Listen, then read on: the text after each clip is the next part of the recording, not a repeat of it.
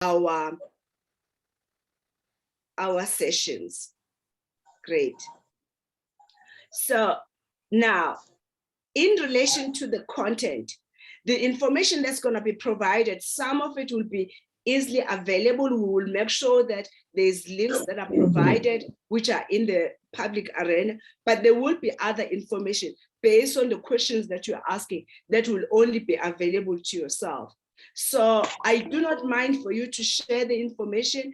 The trust that has provided us with the funding has made sure that we are covered in both for proprietary, but also for the copyright. So they are paying for that. So all the information will be made available publicly. When there are specific questions to your industries and we do not have answers specifically, we will try by all means to get someone who can guide you and support you. But in most instances, I will have a general view. And we have Christoph, who will actually be running this with me in other instances. So I'm gonna do, since we've done the legal and a high level of terms and conditions, I'm gonna do the introduction. We have 3 members, myself as a facilitator of the program, where I'm also a content developer for both strategy and finance, components and modules, who's going to be facilitating the program. I will then also, though, be supported by Denise from the admin side for both on the content, plus also on making sure that everyone has the information, but everyone is able to get in on the system. I have requested that members please mute yourself. We are recording, so please just make sure that consistently are muted unless you have asked to speak. Number 2, Christoph is also who's our marketing guru. He's also have a consulting background. He also have done several programs with entrepreneurs where I'm stuck to answer some of the questions. He will then provide any guidance. The questions also, I would appreciate if we pop them on our WhatsApp group. Then when we are then discussing here, at least we have some sort of preparation. Okay, I'm gonna stop there and then I'm gonna go on the presentation if there is no other questions or comments on what I've raised so far on the items that we have just outlined. I hope everyone has got their notes ready. I feel a little bit awkward to introduce myself, but I am have to, it seems like we didn't discuss the introduction. So I'm gonna have to introduce myself to those that do not know who I am. I'm Princess Mvulane. I have run the program similar to this with different stakeholders at different level, even up to university. We are also partnering with different university. I've also been a visiting lecturer at UJ, TUT. There's also others in, I think now we're doing another program with one of the university in Italy when it comes to entrepreneurship finance. I'm also accredited by different platforms, including my professional body in teaching finance, but also helping people to have a better understanding. I would like to just also say that other than the role that I play within entrepreneurship, I also have written a book which is called Essential Finance Handbook, where I was trying to really simplify what finance is about, but providing systematic approach. And this book will also be available as your resource. In addition to the role I have played in entrepreneurship, I also sit in several boards. At this point, I sit on an average for the past 3 years, average of 9 to 10, of which most of the ones that I sit in, I chair, including the SOEs, and the rest you can then check on LinkedIn. Denise can also share my profile link there from LinkedIn. As for my approach to finance, it has always been about simplicity. It has always been, we need to, as entrepreneurs, to pitch the information to entrepreneurs to be able to make decisions. The purpose of entrepreneurs is to make sure that we make the right decisions. And it doesn't matter at what NQF level you're at. As you make the decisions, you must know what is the basic information you need and how actually you will deal with that information. And I think from that point, that is why I've generally have said to people who are CA or people who are coming from the finance background, we have made finance so complex that people now just have a knee jerk as to what exactly is expected. So when you feel maybe I have not explained something to your satisfaction, rather raise the question with me so that I can figure out how to actually explain it in different ways. And so that it allows you to be able to know what pieces of information do you need to make this decision, but also how would you go about that to actually make that decision. And as you improve, as you get to know more, you will realize actually finances is what is difficult is the other things around finance, because at the end of the day, finance is the result. Finance is an outcome of what you've done in the other areas in your business. Denise has just made a note that in order to receive a certification of completion, you need to ensure that you have between 80 to 100% attendance. Please complete the attendance register. Please make sure you do that.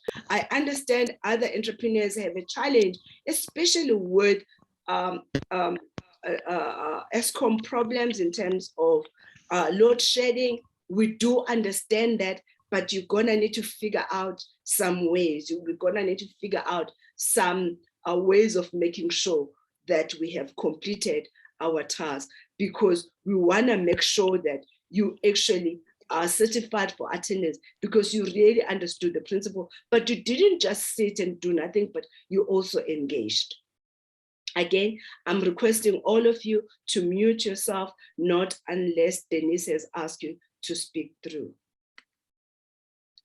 Okay, great. I'm going to then continue if there is no other comments or questions on what I have spoken about so far. Christoph, would you like to have a small introduction on your side? And then also will then Nomvuyo, and also will then go to Denise, please. Yeah, we can do so. My voice is also, but I'm not sure what's happening, but it seems like it's that time of the year. But it's great, 55 people in the room. We've got a few more that registered that's not here, but we know that it is power sharing and so on. So we do ask, as Denise has mentioned there, that everyone please click on that link to complete the attendance register. And if you have any trouble, not only today, but also on the future events, you'll use that same link. And then you can actually record, because we want people to be completing the program. The recording will be made available to those that could not attend. And it is quite a commitment, that we're making. But as we know, you can't reach your objectives. You can't get the success that you want. You can't grow your business if you don't make a commitment. So I'm looking forward. My role will be more on the back side of things, sort of making sure things run well. But guys, I've worked with Precious. You are here to experience something that, if you use it right, can change your business to really become that money-making machine that we're talking about. So there's no promise, there's so many things that are influencing our businesses, but the principles that you learn here, if you apply them, you can be for sure there's going to be some change, and positive change, I would say too. So good luck with the journey, and looking forward to see, sort of how the businesses grow. I see we do have quite a bit of activity on the WhatsApp group, Precious. So I'm not sure when you're going to cover that, but we are also here to support each other.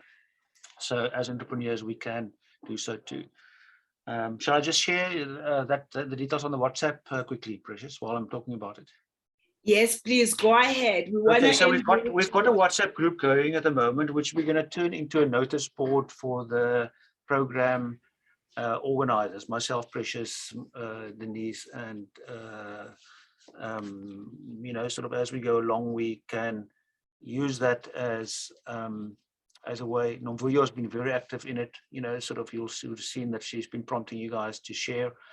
We're going to change that WhatsApp group to a notice board where you will be able to see notices, sort of, so it won't be swamped with all other comments. And we've got a second group that we've created. We can share the link to that group with you now in the text chat, and you can join that group. We'll also in the email notices and so on put links to that group for you. But the idea of that group is that it is a space where you can connect with others, where you can go crazy in terms of sharing your learning, asking questions that you get stuck with, that others can perhaps help with. So there are two groups. Most of you will be on one of those groups already, but there is a second one, and I'm going to share the two links here for you now. So if you haven't joined any of those two, you can join both. If you're already on the first group, what is becoming the notices group, then you don't have to stress about joining that one.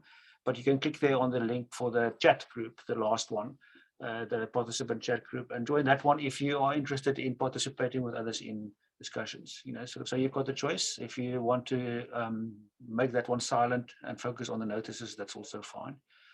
But they are in two groups, and the rules are a bit different. So the rules of the first group is as a notice board. It is for the organizers to send you notices, important notices of deadlines and so on. And the second group, the chat group, is for participants to share and engage and ask questions that other participants may be able to ask to answer to.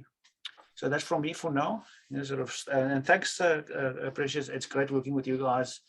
I'm from the Entrepreneurial Planning Institute, as is Nomvuyo, and Denise and Precious are from GID Consulting Services. Those are our businesses.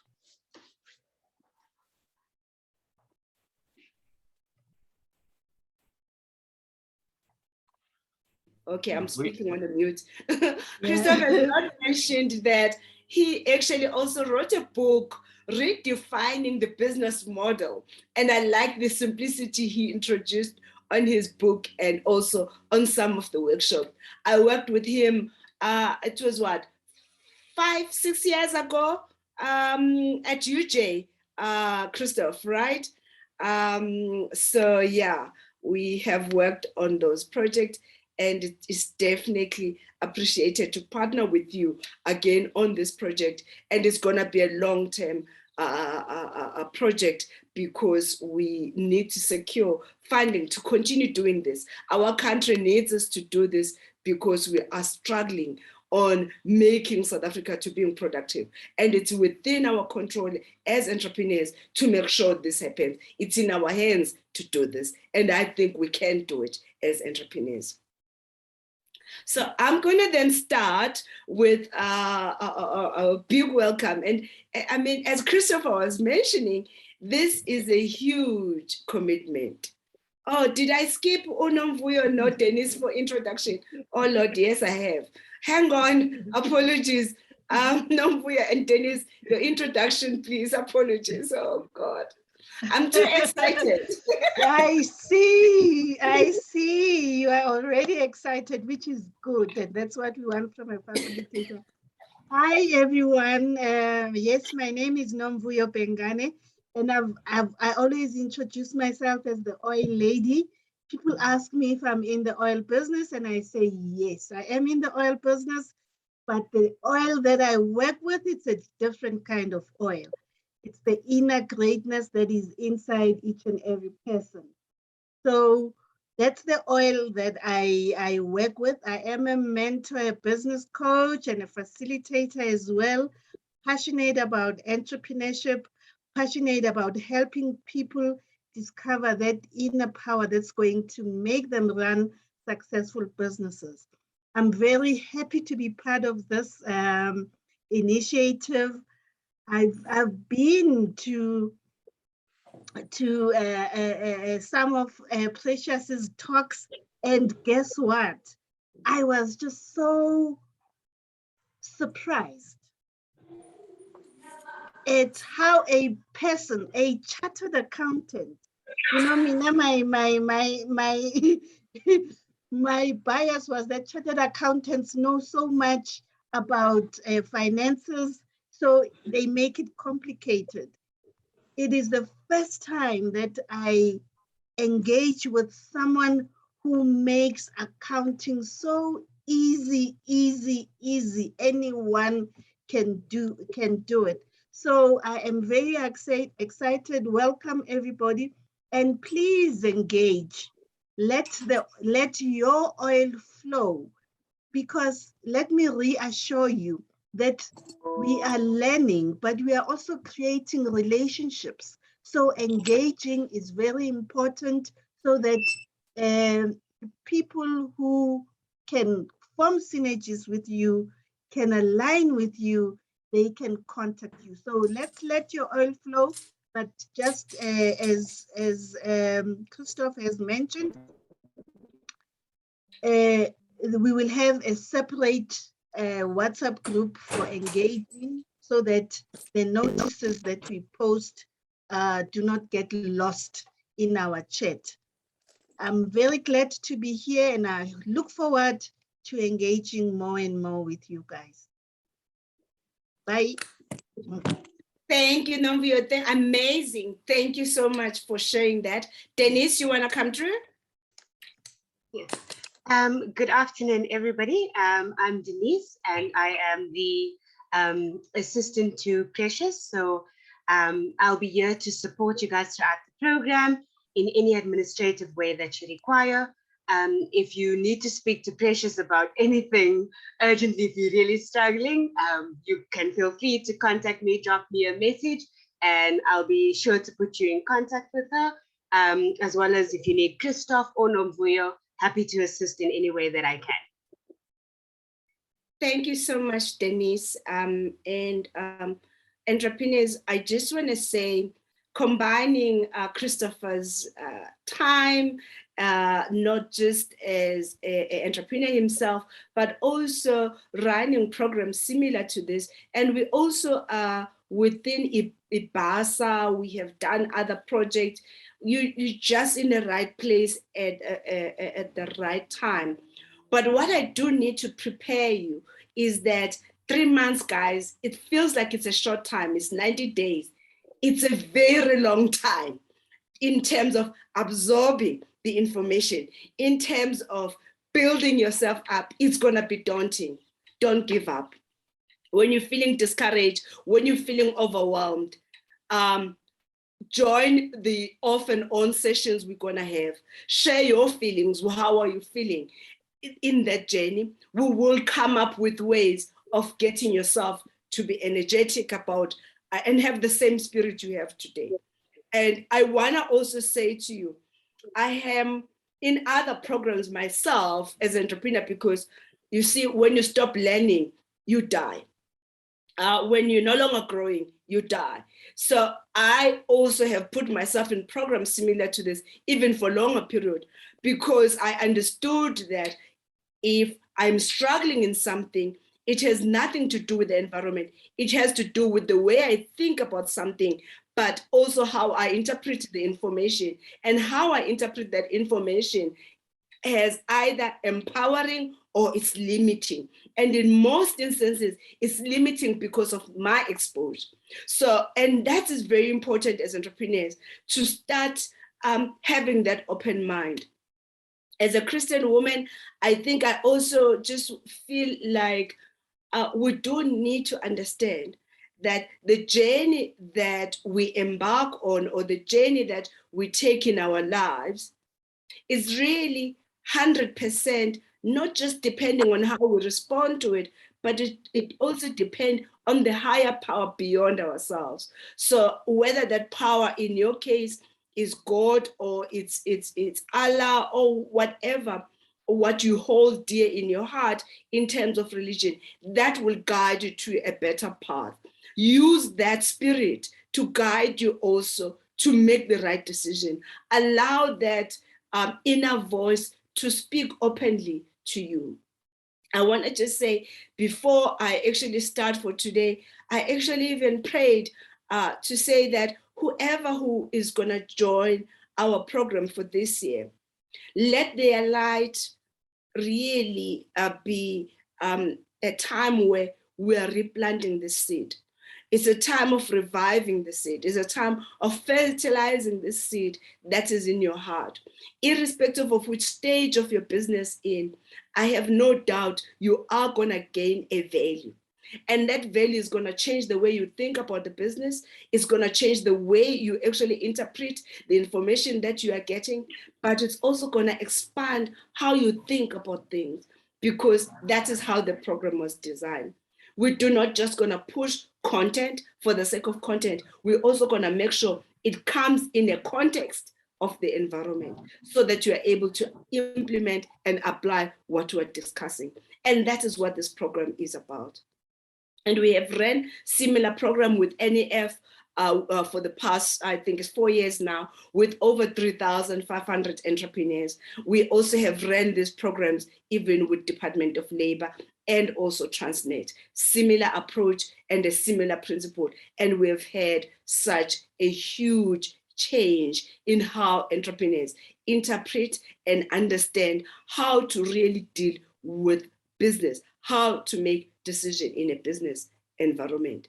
The videos are there to guide you. The videos are there to give you to think, but you gotta need to come back and say, I tried this, it didn't work. And then we ask you for the context and then apply that context into that principle. And guys, you know, do not also feel inferior.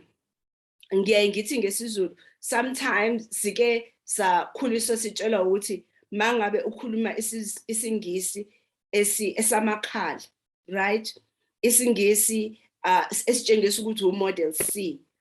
Kubuya ngathi ke wena you are smarter than the other people. The evidence has come through that it's not the language that determines the intellectual. Being intellectual has nothing to do with a language. Being intellectual does not also need a formal education. Being intellectual is about analyzing the information and also make sure that you take that information into context so that you can apply it into your environment. And that is important, members. I want to just highlight into that. I've worked with different people, I've worked with people who even have MBAs, who have more than 10 years of work experience as executive, who attended programs that we are running today. And let me say this, what get taught on business schools, according to me, is not what should be taught. And that is why I decided to design a program like this, because I felt in all the years I was in business schools, it didn't solve the problems I had when I started running a business. And I've been learning business since I was 14 years old. I was one of the lucky ones that when there was a time to choose courses, I chose accounting, business economics, and economics. And as a result, I got exposed to how business worked at a very young age. And I continue studying. Even till today, I'm still learning about business. Even as a qualified post years later, as a CA, post later as a board member. So I'm still applying some of the principle, but what I did realize when it came to entrepreneurship, it didn't help me learning the theory that I understood. It didn't help me when I was referring back to those books that didn't solve my problems. So we're going to try to be innovative. We're going to try to teach you things that we really believe works, and we will tell you when we are not sure. We'll also tell you when, hey, we're gonna need to confer or speak to someone on that. But we will provide with advice that we know for sure has worked.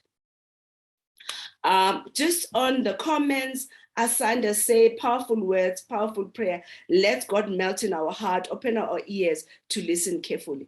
Indeed, Asanda, I honestly do believe that when we give ourselves that opportunity to really open our hearts, open our ears, open even the things. So there are things that I am gonna say to you that are not gonna sit well. And that is what I'm good at. My role as a coach is to tell you things that you're not gonna like. And I have had people coming out of this program crying their eyes out. So there will be instances where I will be pushing you to think in a certain way, but also pushing you to be outside of your comfort zone And you will need to really face up to the mirror and say, have I been doing my best? Have I been applying myself? What have I let this opportunity to pass me by because I was so bottled up on 1, 2, 3, whatever that case it may be. And I'm saying in other instances, I'm going to make you cry, not because my intention is to make your heart so, but the intention is education is about you reflecting. Education and workshops like this, it's about time to reflect and really look at the mirror and say, have I utilized all my resources? Where do I start? What is my next move? And that is why we're here, is to get you to have, what is my next move? And you do that next move. Oh, let me say, nothing can stop you after you've started with that next move. So I'm going to start now. We really are so excited. We're having 62 people now, and we really are quite, this is amazing. Let's start Entrepreneurs. Really, when you think about entrepreneurship, it's really about having an idea that does not exist in the market, having an idea that you really feel it doesn't exist in the industry, but you then go to the market and test the idea to say, yes, what I'm offering is different. What I'm offering is unique. What I'm offering is actually going to change how the industry works. That is entrepreneurship. Now, for people like me and yourself, some of entrepreneurs like myself, I didn't create a new product, but I innovated on the product that were already there to simplify it. There's nothing wrong with that. Especially in regulated industries, it's difficult to really go the opposite side. But the role of the entrepreneur is to come with something that is different, that is unique. Now, those who have ideas that are not unique, they then need to ask themselves, do I have sufficient demand to satisfy the market? Do I have sufficient, are we in below the law of demand and supply to be able to offer it? Because if you offer something that is oversupply, you're already outside of the market. You shouldn't even be entering into that business. Entrepreneurship is really also about assertiveness. It's really about you really being arrogant in living up to that idea and really sticking up to your guns of what you believe is the truth. And then sometimes we say being arrogant, but keeping in mind the marketing statistics. So make sure that arrogance is informed by proper research. Make sure it's informed by you knowing very well who's your customer profile. Now, I spoke earlier about skills. There is the saying in South African context where people would say, hey, we have been overtrained as entrepreneurs, training after training, I've been attending, I attended that training, I have that certificate, but there's no change in my business. The reason why you are attending course after course and there's no change in your business, it has nothing to do with the courses that you have attended. It has to do with your application. You're supposed to understand that, yes, you might attend this program for 3 months, but you're going to need to spend another 3 years implementing the stuff that you're going to be learning. And that's the point.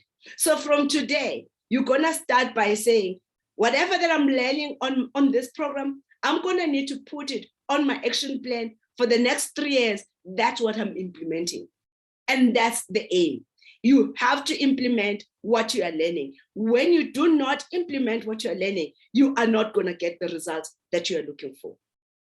Now, is the skill different to a knowledge? So a knowledge is just knowing something, but a skill is applied knowledge. So there is a difference. But for you to apply the skill, you have to have a knowledge first. And that is why we learn by reading, we learn by talking to each other, we learn by sharing our experience around something, but we also learn by case studies, sharing experiences, but we also learn, which is the most important one, by applying, but not applying that knowledge once, by applying it at least 3 times. My rule has been, it doesn't matter whether we are learning A, B, C, and D. Tell me, in your sub A, how long did your teacher in sub A taught you in grade R or grade 0?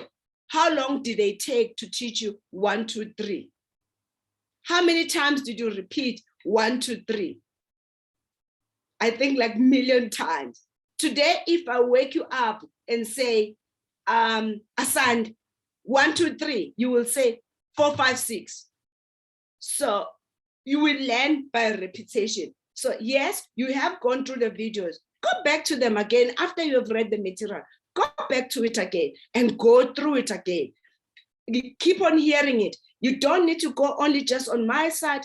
Also search other websites. I will share those where they are trying to explain what I am explaining in different ways. You hearing it over and over, that repetition will then help you also to have a deeper understanding of it so that you can then easily apply it. So learning is about repetition. And that is important for you to apply. Now let's talk about other argument within entrepreneurship is leadership. And I think most of us as entrepreneurs, we don't see ourselves as leaders. But I'm telling you, the fact that you are a director in your business, the fact that you are an investor in your business, you are a leader. Now you're gonna need to understand, build up your character and your characteristics to be a leader. What does that mean? It means you stand up, you are efficient on how you manage your time. You are proactive in how you deal with situation, and you take ownership of your path. You are actually, a captain of this business that you have chosen, of this path. And you're gonna need to spend some time in developing that skill. You're gonna need to actually understand there's different types of leaderships and which role are you playing in your business and how will that influence how you grow your business. Strategy, guys, we're gonna have sessions after sessions on strategy. But really strategy is about direction. Yes, you have an idea, but you're gonna need to figure out, how do I go about in realizing this idea? How do I make sure that I have a clear day-to-day action to make sure this idea that I have is actually realized? And that is what this program is about. I see there's quite a lot of action on the chat box. Dennis, do you want to read some of them for me? I am summarizing what you are saying so that that repetition that you are talking about. As you are speaking, I summarize. So I don't think she has to read it, but I'm just summarizing. No problem. Thank you so much. Entrepreneurs, please take notes. Take notes and then also understand. I understand each point I'm raising related to yourself and say, what does it mean? What does that mean for me? What does that mean? I will also be sharing, when I say managing your time, I will share some experiences on how to best manage your time.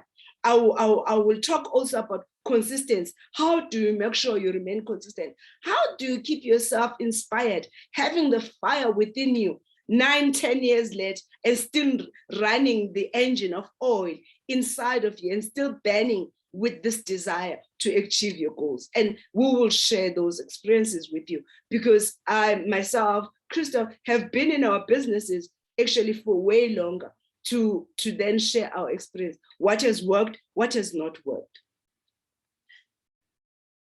Great. Okay, I'm gonna start.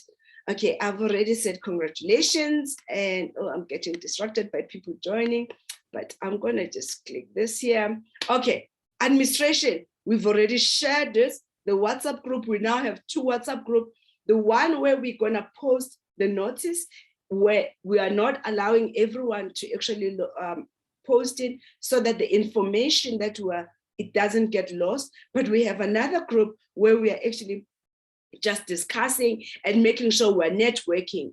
And that is important. I wanna also say that what I expect from entrepreneurs when I talk about leadership is that you gotta need to be, if you're in this platform where me and Christopher and other entrepreneurs that we can bring to assist and facilitate, I expect all of you as entrepreneurs to act with integrity, pure honest. As entrepreneurs, we can't point our fingers to politicians about lack of accountability when we ourselves are not accountable. What does that mean? When you're committed to something, you're gonna see it through to the end. And that is important. And that is why we're also trying to make sure we streamline our admin. We make sure that we don't bombard with a lot of information, but we also make sure that even the communication is clean and clearer consistently. And we're gonna work on the areas you feel maybe things are not so easy to manage. Now, I think there's about 11 people whom we need to contact and assist with BE. But if you're still struggling to submit some of the document, here is the email. And then also just make sure that you have done the form. Please note that we are also gonna load this presentation, even on the YouTube, plus also on the shared PowerPoint. So, and then the dates are available of the program and the material also, including the attendance record that is actually going to be used. Please note, as much as the recording is recorded, where you have lost, you gotta need to figure out how you catch up, because not attending is considered as not attendance because there's no proof of that. And you need to actually meet with at least 80% attendance. Now, as a team, Nomvuyo and Denise are our administration, and then just Christopher is going to be overseeing, and then myself is facilitator. Where I'm unable to facilitate, there is another CA, 2 CAs that will come and present the information. We will also share their information should there be a need. Okay, technically that's myself and Christopher. Okay, so let's talk briefly about what is the mindset that and the approach on what mindset is about. We become what we think about all the time. So if you think this is too much for you, you're honestly not gonna make it because you already have convinced yourself this is too much for you. So when that thought comes, what do you have in place? What tools in your bag do you have that will actually help you to overcome that limiting mindset, that so that you can move to a growth mindset? Understand that when we are feeling a little bit overwhelmed, it's an indication that we are in an area of growth or are uncomfortable. Number two, when we fail in doing something, it's also an indication that we need to spend more time on it to work on it. When we are having a bit of setback, whether it's a thought, whether it's a belief, or even whether it's certain values that are not aligned, we just need to step back and ask ourselves, how does this serve me? How does this talk to the goal that I've set for myself? Competency. Competence comes from knowledge and skills and repetition again. And then obviously it also talks to how we are managing and building up ourselves technically to manage ourselves, to integrate things. And that is very important as entrepreneur, because it's not just about understanding things, it's about applying things, but applying it at a business level skill, but also technically. And that is important. Okay, so let's really look at in more detail. So on the mindset. So a mindset is also about personal accountability. It's about resilience. It's about flexibility. There will be instances where certain things have not happened. Why do you give up? And if you give up, what's the consequence of that? So the main aim is to expect that things are not going to go straight forward. Expect that there will be days where you can't even read the content that you're supposed to read to prepare, but just give yourself a learning. Reflect on each day to say, okay, what can I learn from this experience today that I'm going to use tomorrow as my tool? Or do I need to reach out to someone to assist me to actually build up my personal accountability, resilience, and flexibility? And I think sometimes, especially within South African context entrepreneurship, we really struggle with personal accountability. And that is because we have both a dual responsibility. We're both shareholders and directors. A director is a manager, a shareholder is an investor. Because these roles and responsibilities have not been separated, we then do not hold ourselves accountable. I usually also say, as entrepreneurs, we're gonna need to really think, if I was an investor, will I employ myself in that position? And I think personally, I would have fired myself long time ago if I had that luxury. However, it also means that we are our worst enemy in the success of our businesses. And because of that, we then have to have ways of managing ourselves, create systems and tools to make sure that we manage that personal accountability. And sometimes it's very difficult when we don't have a coach and when we don't have someone to say, hey, so make sure you do this. To that extent, it's only the last few years I ended up deciding I am going to have a coach. So from now on, I do have a coach every 2 weeks that I meet with and account to what I've set up and what I'm actually doing, because I have to account to somebody. You can't run without accountability. Look at what has happened in our country politically, where there was no accountability. Look at any situation where there is no accountability. What happens to those structures or institutions? I think as entrepreneurs, we really need to look at how we're managing ourselves and how we have personal accountability, but how then do we increase that accountability by creating structures and systems to make sure that we're personally accountable for our actions. Okay, I'm seeing there's few comments. Okay, so that is, yeah, that is just Nomvuyo posting, great. Can I take comments or questions before I move on to the next one?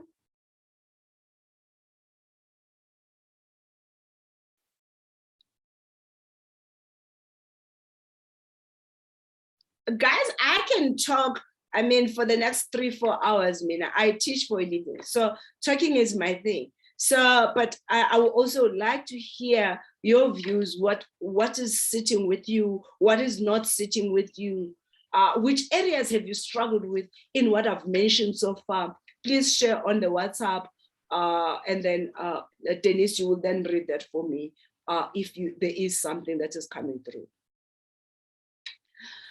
Okay, so competency. We're gonna need to learn to be great managers. I think in some of us as entrepreneurs, we move from being maybe from school and we move to directorship. We didn't move to being an intern, then to be a junior officer or a supervisor or a manager, then a director. We move from somewhere and straight to directorship. So we therefore have to build our capacity, being great managers, being great leaders.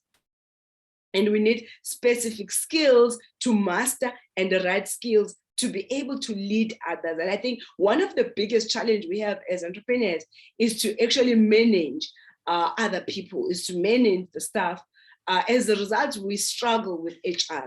And we'll cover some of the tools that are available that can actually assist you. One, to finding the right people, but also how to manage the staff, the human resources component part of it. We also need to formulate our vision and set a clear strategy and motivate people around ourselves towards the goal we have set. And that ability really needs to be inspiring. It needs to be energizing. It needs to be a fuel to your day-to-day running. But we also need to create an ability to organize resources. And these resources do not just talk into money terms, but it also talks to the network. You know, the majority of my success as an entrepreneur, where I'm at, I would have never done it if it was not for the network. Someone spoke in rooms that I was not even there for the work that I was doing, or I got called into partnerships, not because I was in that discussion, but because someone in that room knew my work. We're gonna need to start having that type of work in terms of excellence, of doing something like no one has done before, of dedicating ourselves in doing our absolutely best so that it allows us for people to actually recommend us without actually us being there to position ourselves or to present one. And that takes time. That takes years. That takes consistent. And I think that is why I generally say to entrepreneurs, you do not understand when we don't understand when we start businesses that it's going to take so much effort. We undermine the effort it's going to take. To organize the resources, to organize the network, you're going to need to have one specific goal. You're going to need to be known for one thing. You can't be known for a lot of things. Because you see, when you're known for a lot of things, then the market get confused. What exactly do you do? You know, so, and that is important. Okay, on technical, I did say that you're gonna need to have a solid business skill, but also drive performance, marketing, sales, and human resources, and that is important. And some technical skills you can actually source out, but there is industries which you may not be able to source out, which you're gonna need to develop the skill yourself to make an informed decision. Let me have a look at what are the okay, there isn't. Oh, Sipesihle, can I take comments from members? Oh, okay. Okay, everyone seems. Hang on, I'm just double checking members if I'm missing, if there's any question. Oh, there's a question from Tennyson Matubi, says, what's then the difference between innovation, innovator versus entrepreneur?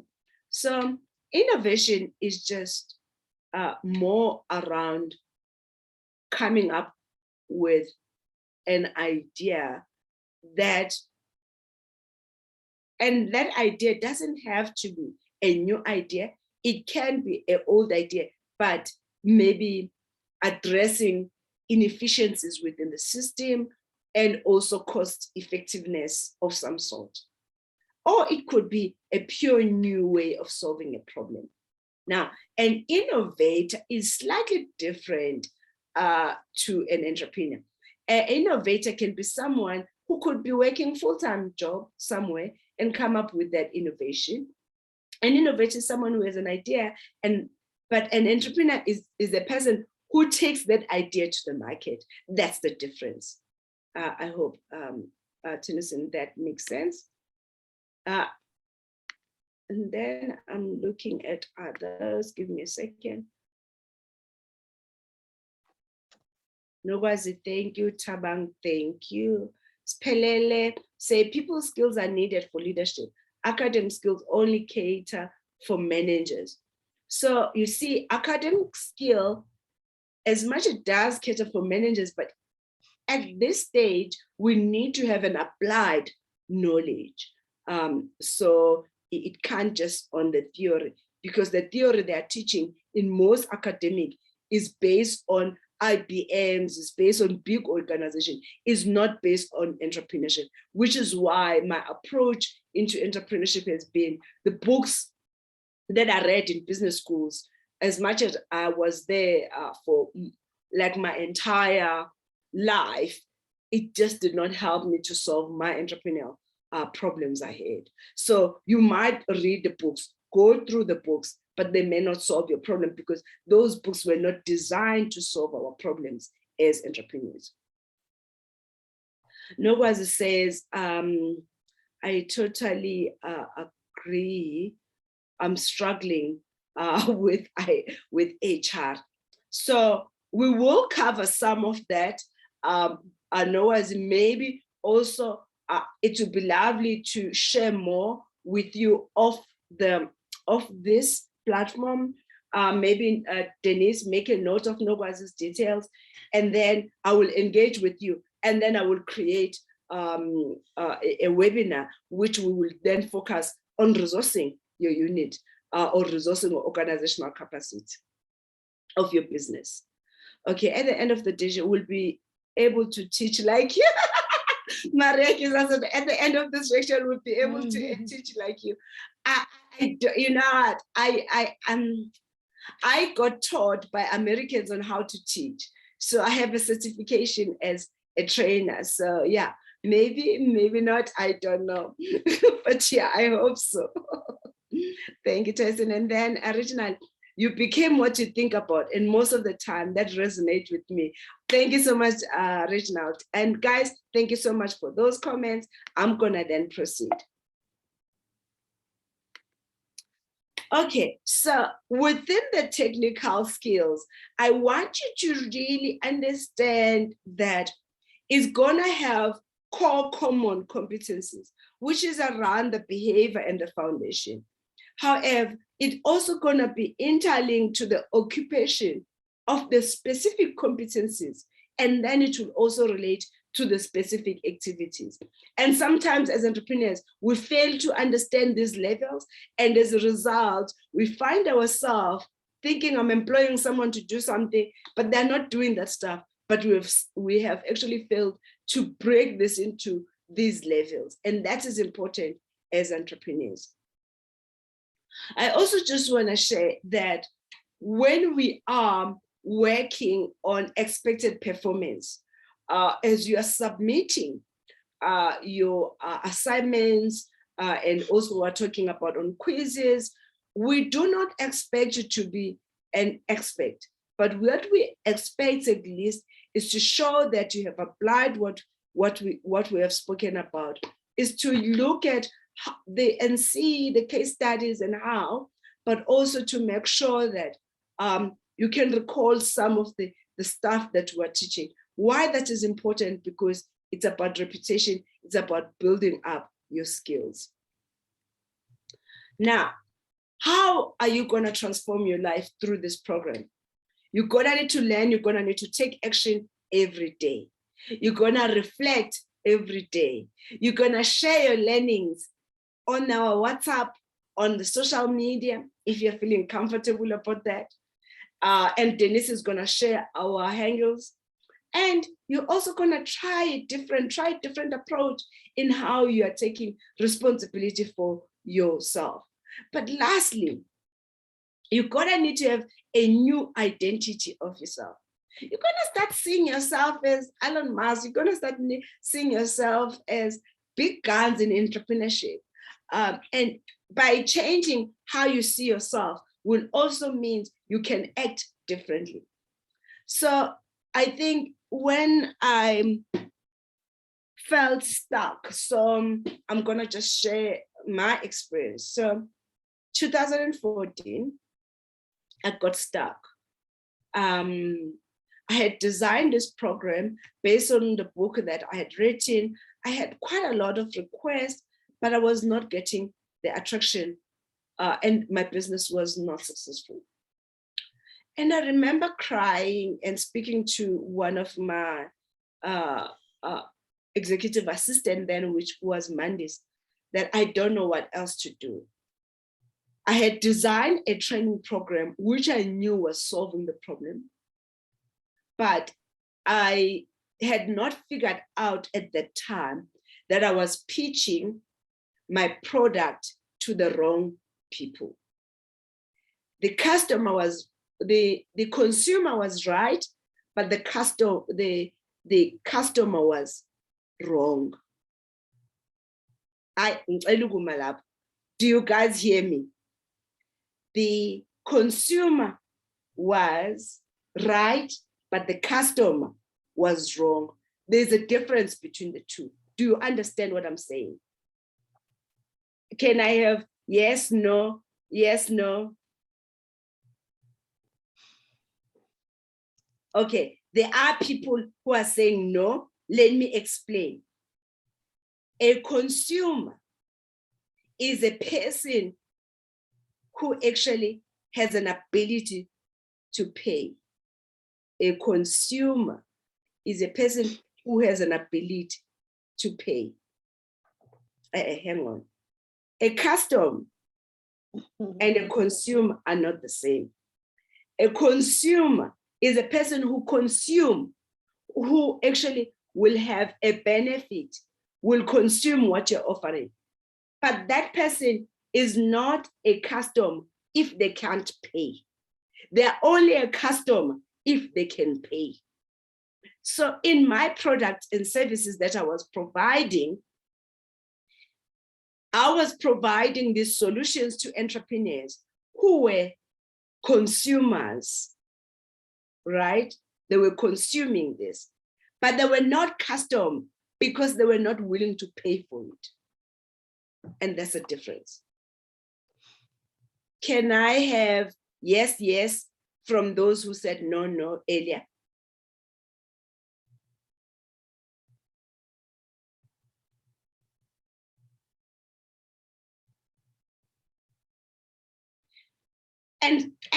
And sometimes as we're building our businesses, we actually do not have this clarity. And I think at that time, I didn't have that clarity that, yes, I might have been pitching and saying my target is actually entrepreneurs. My target is actually entrepreneurs. But as much as if they can't afford to pay me, they therefore are not my consumer, they're not my customers because they can't afford to pay me. They're just mainly consumers, not customers. So because they can't pay me. And I like what the example by Pilate Moyo, where he's just paying school fees for a child. The child is a consumer and the parent is a customer. Yes.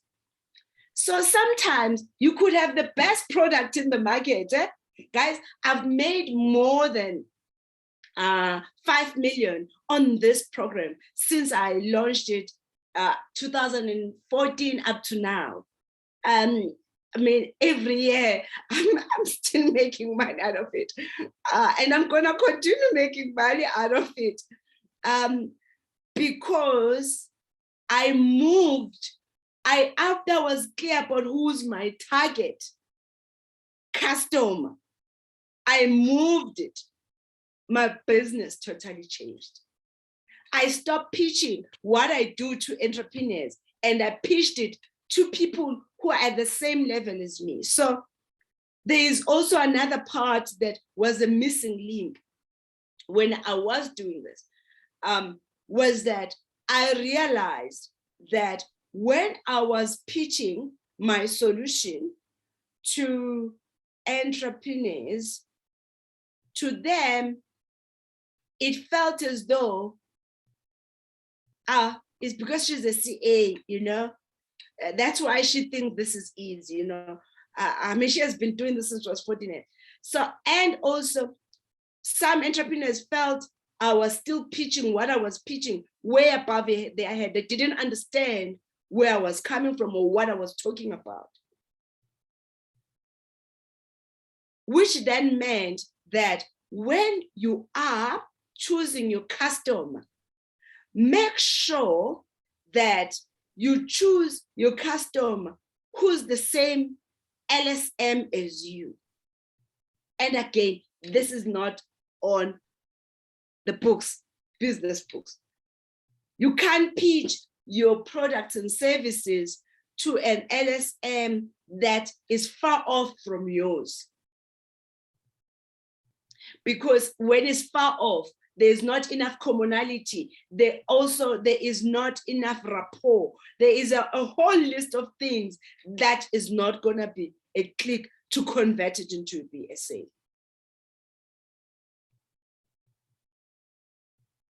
Can I stop here? Do you understand what I mean? So, and why am I sharing this experience? I'm sharing this experience when I was saying to you, your identity has to change. The moment I realized that I was pitching below my LSM, I was pitching in an environment where I was regarded as superior in knowledge, I then realized I'm pitching to the wrong market. Therefore, I then switched. It was very easy for me to switch back to my CA mode because I could easily do that, to my CA mode. And that then meant I'm going to sit with CFOs, I'm going to sit with other incubators, I'm going to sit with other lecturers whom were all on the same level of LSM, or managers or ESD programs and so on. And when I put my points across, they will get it immediately. I don't need to convince them. And that was an identity shift from my side. I also realized that I had always downplayed my qualification and downplayed, and no wonder the market undervalued the value that I was bringing to the market. I used to run these workshops for free. Guys, you might be attending for free right now, but somebody's paying. And they have been paying for the past 4 years. Every year we have an intake. So I don't do this for free anymore. There are instances that I get called to facilitate, but I won't go more than an hour on those requests. So what I am saying about yourself is that you're really going to reflect on, who am I targeting as my customer? And is my identity matching? And I also had to change my personality. You see, in my personal life, I can just wing a dog and then go to a meeting. However, for positions that I was now, and people I was talking, there is a certain expectation on how you dress, how you look, and how you handle yourself. There was a lot of things that I needed to reflect on and work on and be proactive on it. You see, the way you look and the way you conduct yourself, people already put you, whether you deserve a million contract that you're asking for or you don't deserve it. So make sure that your personality and your identity matches the million that you're asking for. And that is clear in your mind. It's also clear in how you conduct yourself.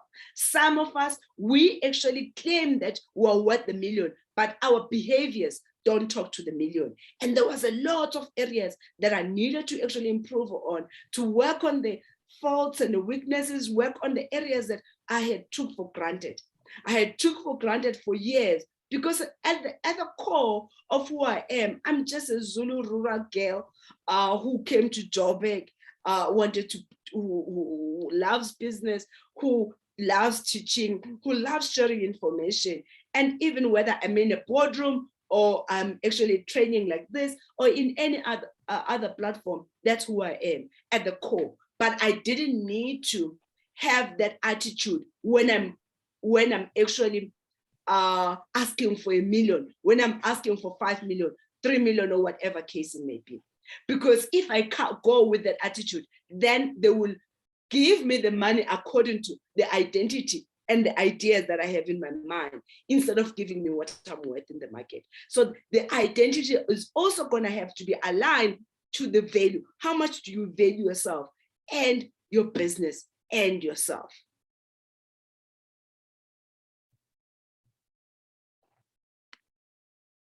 Okay, I can see some comments.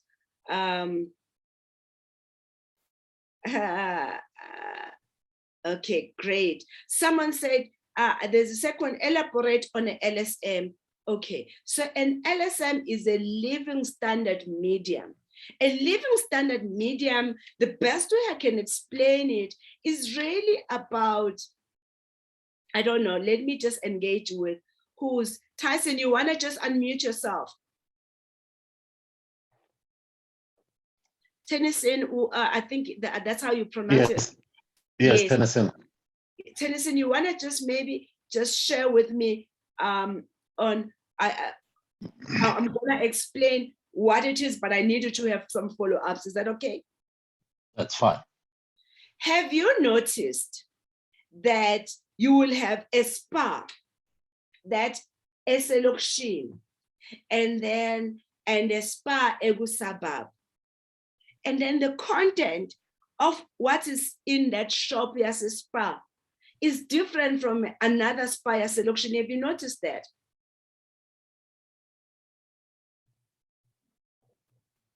Okay, did I lose him? No, I'm here. I'm listening. Have you noticed that, or you haven't noticed? No, I have. You have noticed that. Okay, Yes. I have another example.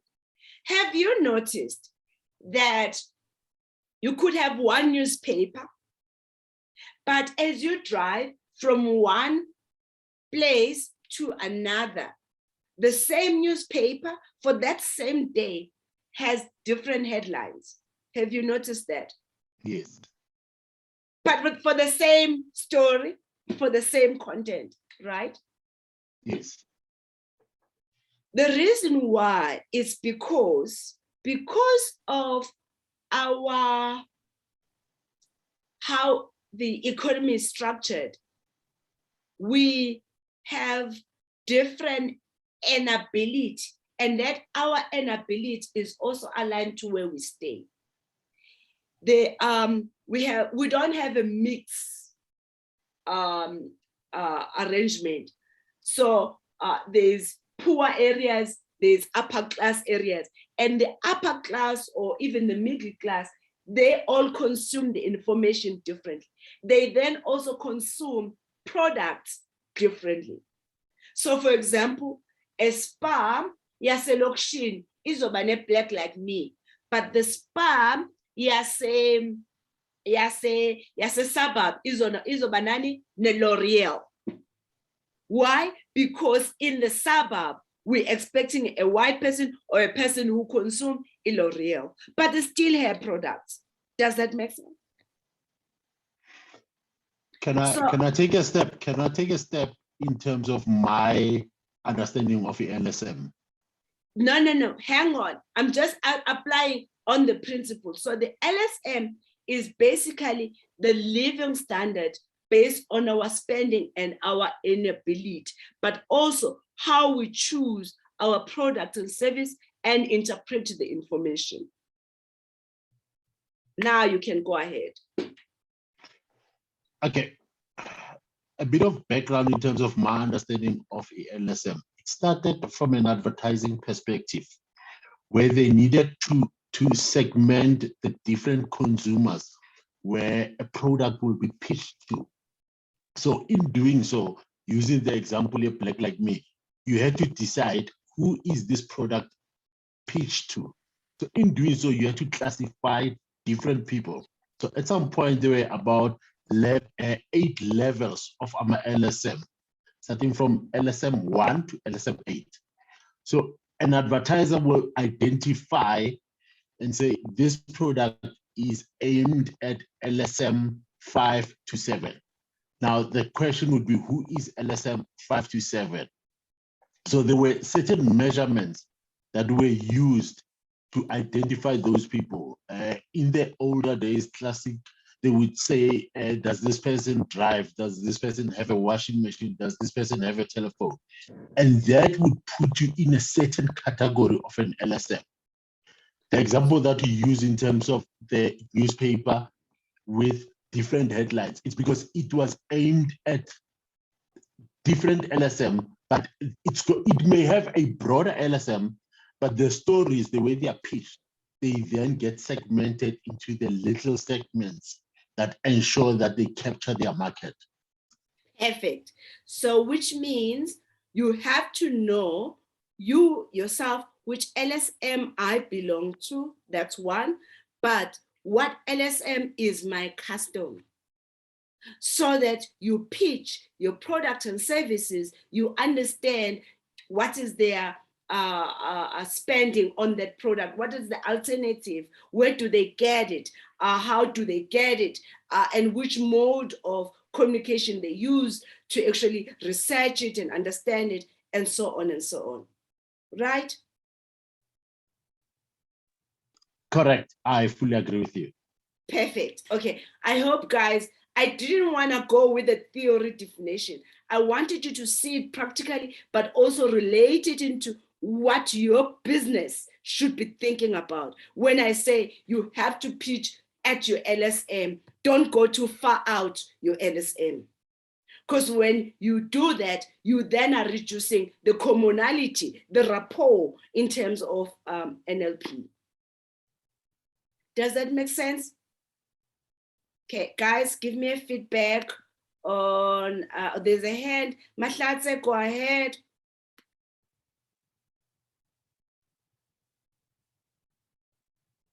Mahlatse, your hand is up.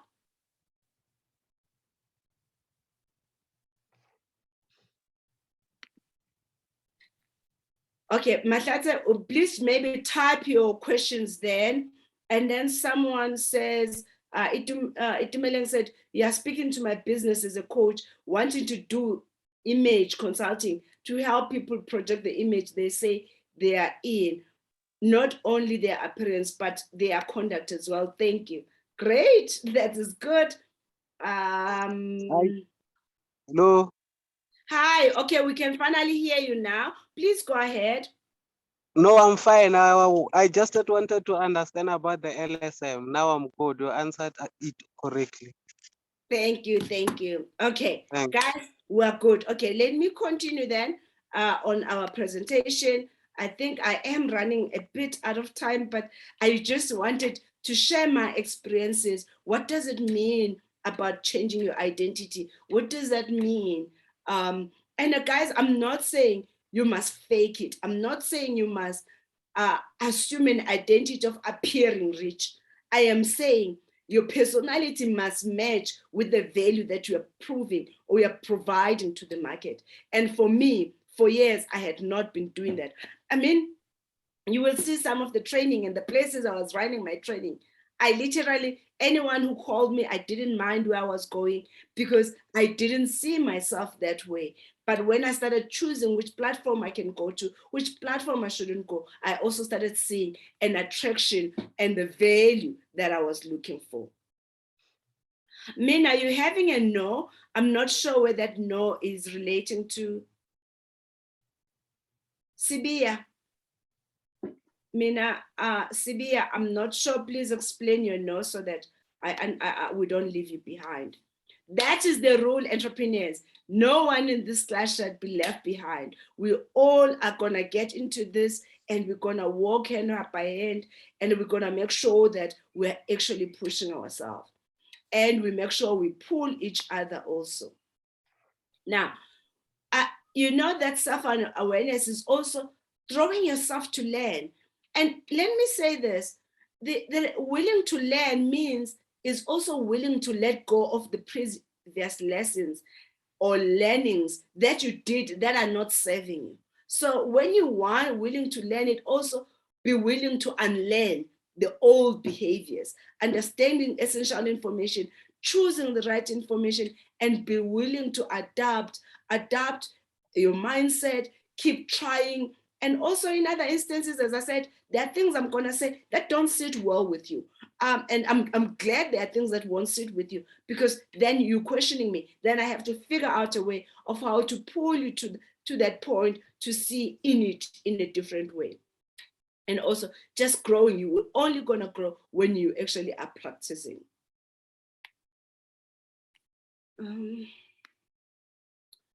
So the program has basically 5 components.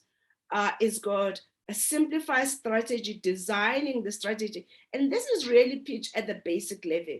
For entrepreneurs, that is even the first time, they actually can understand what strategy is about, and they can also just have an idea of what tools are in the market and also how to approach strategy. And then we have finance success. We previously had only had goals, earning and keeping the money. But for this program this year, we added mastering basic compliance, which then will be covering within the finance success. Can you, Denise, please mute that person who is on audio? Thank you.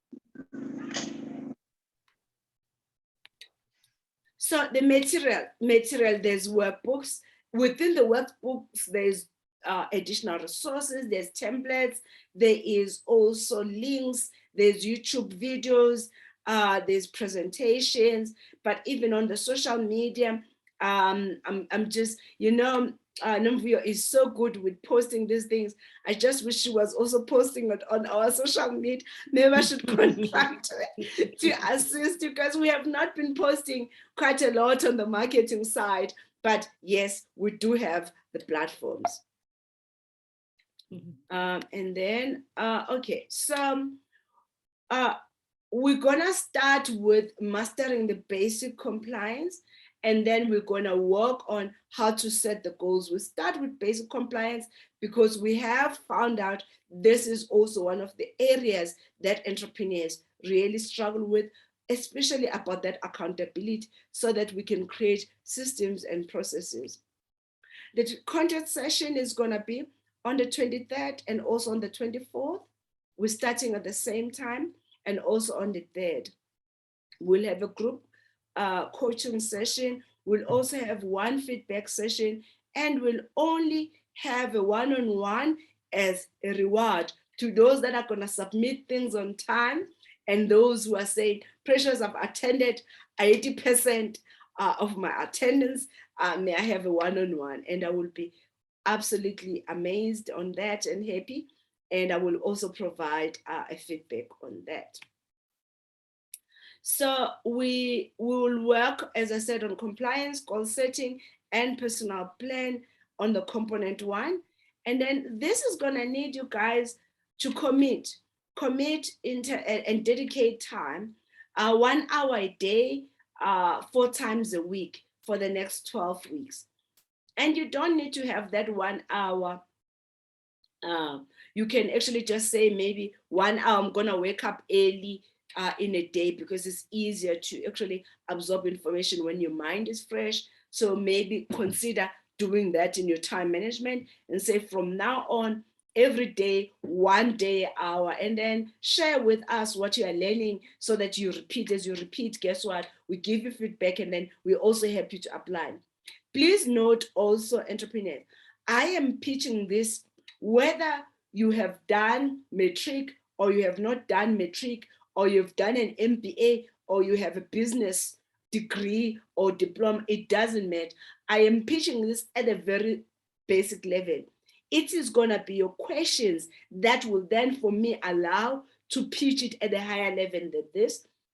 And please, those who are feeling quite bored that the stuff that Precious has mentioned, I've done it, I know it, rather engage with me to pose more questions so that I can elevate it to your level, the content. And I am able to do that. I can pitch the program that we have for our basic, advanced, even at the expert level. By the way, I also coach other teachers in how to actually provide training similar to this. Okay, guys, and I think that will be the end of our session towards the end. If there are questions on the chat box, please let me know. I'm just running through the stuff. We've already mentioned that. Share your insight. Please note that our operating times is generally between 8 and 6 o'clock. So sometimes beyond those hours, we may not be able to respond. And we are here to support you. Now it's your turn if there is additional questions that you have. Yeah, and that's me.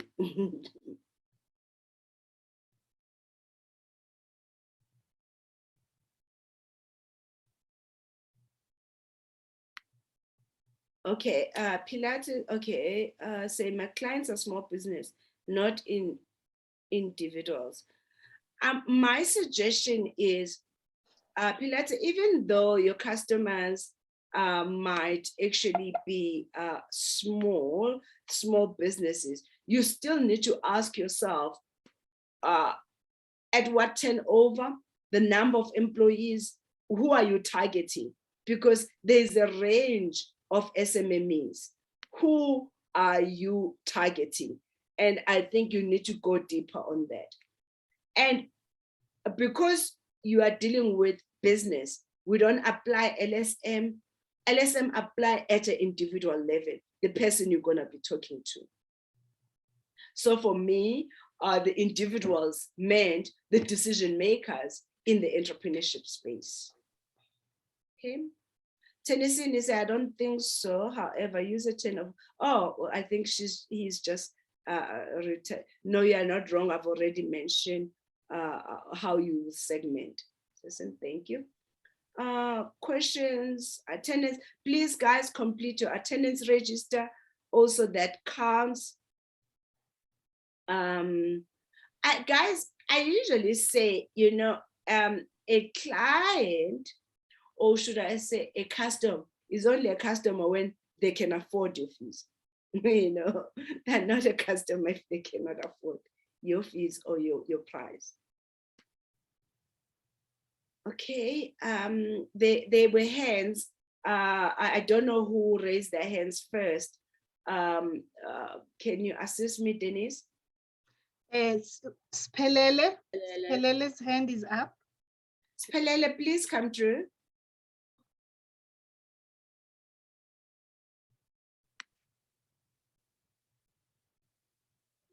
And then he'll be followed by Petulo. Petulo. Okay, Spelele, we are not hearing you. Just unmute yourself, and then you can go ahead, my brother. Hello. Hi. Yes, sorry for that. I think there's just a delay with the reception here. Thanks so much for a very insightful presentation. My question, over the next 12 weeks, the content is from the material that we downloaded. I saw that it's quite extensive in terms of the content. But I want to know, I saw that there's a mention about certificate of attendance, but I just want to know, is there any of the material that we're covering accredited, such that we get a certificate of competence, accredited certificate? That's what I'm trying to find out, apart from just the certificate of attendance. Thank you. Okay. So, no, our program is not accredited. It did get accredited at UJ, but we had to change certain things to be able to pitch it at a university level. The reason why it's not accredited and it will not be accredited is because the entrepreneurs that are here, some have matric, some don't have matric. So you tell me, oh, some have degrees, some don't have degrees. Which NQF are you pitching this at? And that is why we have refused to get it accredited.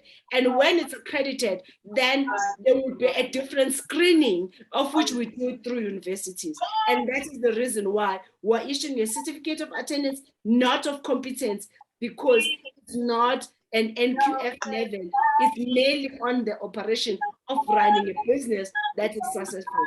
I hope that answers your questions, Pelé. Yes, thank you. I'm covered. Nogwazi says,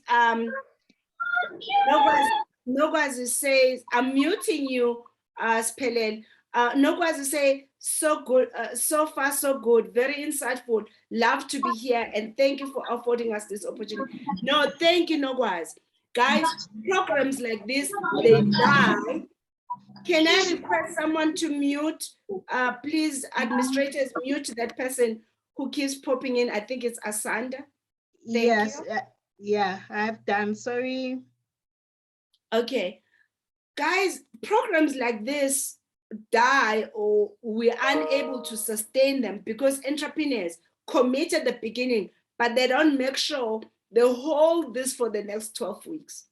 They say no, they're excited on the first day, but when it becomes tough, then they withdraw. They get tired, because there's no accountability. I think if you are stuck in that, you should always just say, have your affirmations on day, I finish what I start. I finish what I start, and in everything. And that is also going to bring that new identity so that you have a person who starts something and complete it. And you will do that across everything. Because remember, how you are in one area is how you are everywhere. So just work on that personal development. And I want to emphasize on that we fail not because it's tough, not because it's impossible to achieve success. We fail because we are our own worst enemy. And that is the point I want to raise with you, entrepreneurs. Petole, please go ahead. I hope I've pronounced your name correct. It's Petule. Petule, lovely to meet you. Okay. I'm just gonna ask just two questions. One, you mentioned that you need to, in terms of your business, you just need to change your identity in a sense that sometimes you find yourself pitching your idea to the right customer, but the wrong consumer.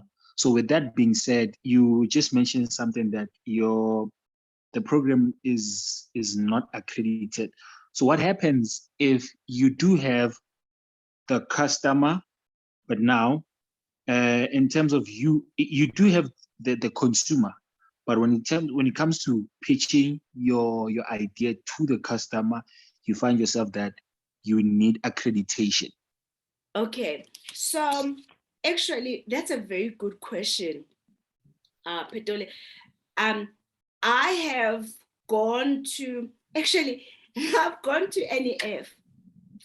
NEF 4 years ago, they had a tender on entrepreneurship.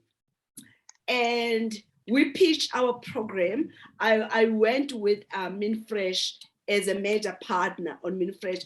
When you look at the whole content of the NEF, majority of the content there is my content. And the CEO, Upil, I don't know if you guys know her. She's quite intimidating. She's worse in her own boardroom. She then said, Precious, we have had lots of people presenting to us about the program, and some of these people, their programs are accredited. Why should we give you this program when your program is not accredited, which means the quality and cannot be confirmed? I then said to the EXCO of Plile's team at NEF, first of all, we can't have the same approach about qualifications to entrepreneurship. Number one, how many people do we know that actually have certificate hanging and they cannot use that certificate to do the job in South Africa? Entrepreneurship is not about certification. It's actually about applying what you're actually learning. Number two, entrepreneurship can be entered by someone who doesn't even have matric, someone who actually just felt, I'm passionate about this, I want to do this as part of my career. But someone may actually even leave their executive job or a manager's job and join someone to actually start a business. Now, if you're going to have someone who has an MBA, someone who has have a degree, and then you have someone who has no matric, how would you actually put that on an accreditation? But both of them, they both want to have to run a successful what? Business. How are you going to pitch that? I then went on about 5, and I said to her, by the way, I have more than 20 reasons why this program should never be accredited. But I will just mention those few, because those few that I'm mentioning now were the reasons why I chose my program to actually not. And one of the reasons that I want to highlight to you, today we've spoken about how you pitch your product when I was making up an example between consumer, and custom. That is marketing, right? Do you agree with that? That is Yes, I marketing. do.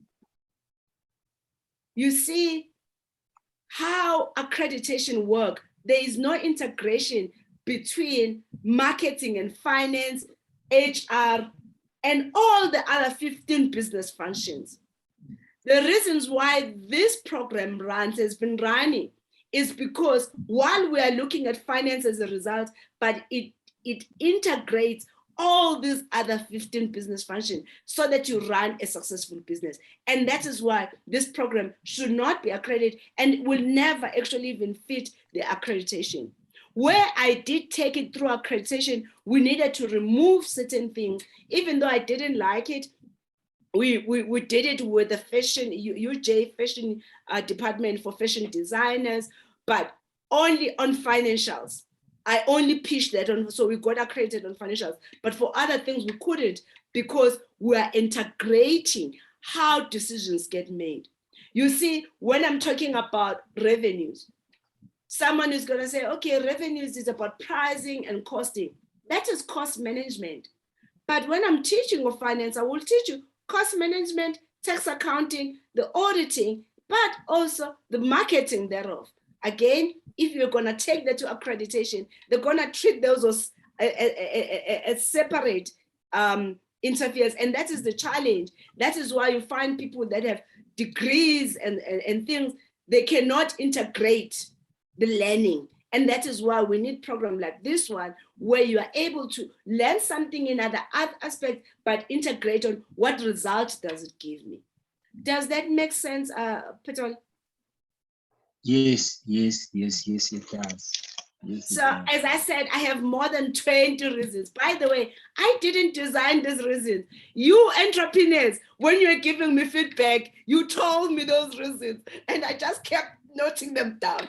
And I provided to NEF and they were amazed. So these are the reasons, entrepreneurs. Actually, I've had MBA students that said, I finally understand what I was learning at varsity or in whatever way I was, because they learned in theory, but they never saw how it practically actually works. Okay. Thank you. Is there any other questions? Asanda, do you have any question? You're looking so comfy there. Are there any other questions or comments? I don't have a question, my sister, yet. I'm very tired today. I work with 2 people, so I let others off. I forget that I have a session. So it comes up through my I set up the alarm. So I ran quickly. I said, yay, today I have a very, very helpful session. Indeed, my sister, you are taking us where I don't know where we're gonna be, but you are taking us wherever. I want to thank Chris. Chris also, I'm following his steps as well. I'm willing to learn, guys. I'm willing to learn. Thank you so much. Thank you. Thank you so much for being here. Okay, guys, are there any questions? We have until 12:30. I'm still here. We've covered the content for today and we're excited to have you. We know we're gonna fight. We're brothers and sisters. Hold us accountable. We will also hold you accountable. We're open to learn, even make this program to run even better. But the aim of this program was to make sure that the foundation is right. And I think in most instances as entrepreneurs, we generally don't have this foundation. I met someone who was also an accountant years ago when I was running this program I think I was sponsored by Standard Bank. And he was running a practice, an accounting practice. And he said, Precious, what I have learned here, I didn't learn at school. I didn't learn even through my clients, but I wish I knew you 18 years ago. Remember, the teachers appears when you are ready. So do not feel as though, you know what, I've missed out. There is so much I could have done differently. And feeling bad, you know what, somebody told me that before. Precious is repeating it again. No. It's the universe. It's telling you, hang on, you're not successful on that, or you're not getting through that because 1, 2, 3. So don't feel bad. Rather take it as a lesson. Rather take it, oh, okay, that is now makes sense. Do you guys know the Dr. Tandindlov? She was Motel Construction. She owned Motel Construction. Do you guys know her? She died about a year ago, I think. More than a year ago, if I'm not mistaken. Nomvuyo said yes, yes. So I met, okay, great. There are people who know her, who used to know her anyway. So years ago, I think it was 2007 and 6. Yeah. Me and her, we were at the board. She was a board member at the Playhouse Company. And I was a chairperson of the audit committee. And I came to her with a whole lot of ideas of what I was going to do, what I would like to do, and so on. And she pulled me and said, Ngwana, baby, you gotta need to first make sure you are okay before you can help others. With my rural understanding and thinking of judgment, especially because she's a Joburger, you know, kind of thing. Labo mama basa Joburg and stuff. I concluded, Uguti, I understand why it's so important for me to give back to my community. 7 years later, when I was broke, 34.90 something in my bank account, a 2 million debt that is not paid by my customers, who were not my customers, who were actually my consumers. I went to her in another event and said, Mama Tand, I finally get it. I cannot help others until I have helped myself. So as Black entrepreneurs, we start our business because of where we come from, because of our background of being poor, of being helped by somebody. We carry that responsibility and run our businesses like social entrepreneurs and not have a mindset of being capitalist. I'm here to release you. I'm here to tell you that this kind of mentality that being a Black capitalist is being greedy, it's wrong. I'm here to tell you that you loving money and also being open to get the money, there's nothing wrong with that.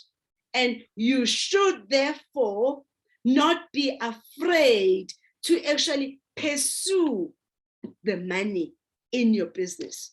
And if your objective is to actually to be a social entrepreneur, you don't belong in this group. You should join another group. I do those programs also. I use them with you. I did them with you, Jay. I did them also with Adam YGAP. And there's a whole list of institutions that work on social entrepreneurship. Here, our primary role and responsibility is for us to make more money. And don't be afraid to say that. Don't be afraid to actually own up to that, and also understand then your mind shift has to change and think about how do I actually do and run my business to make more money? How do I make sure that I am actually, this is providing support for my family, support for me? You are not in business to service others. The business has to service you first. That is why it's very important to understand why you have to be paid first before others. And I think as entrepreneurs, we sacrifice ourselves for other people. We will pay employees before we pay ourselves.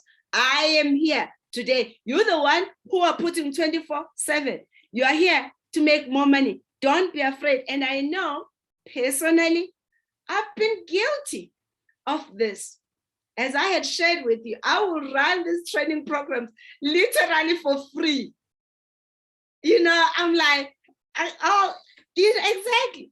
So I'm saying to you, you deserve, the market deserve your value in the market. You need to claim your worth. You need to claim your value in the market, and don't actually feel as though asking for what you're worth in the market is being greedy. No, it's not being greedy, it's asking your net worth into the market. And I also think in my case, I struggle with this because I was also a Christian. I also misinterpreted what was being taught in the classes I attended, or even in other areas where I was being groomed as in our Sunday school or whichever places or youth camps as a Christian.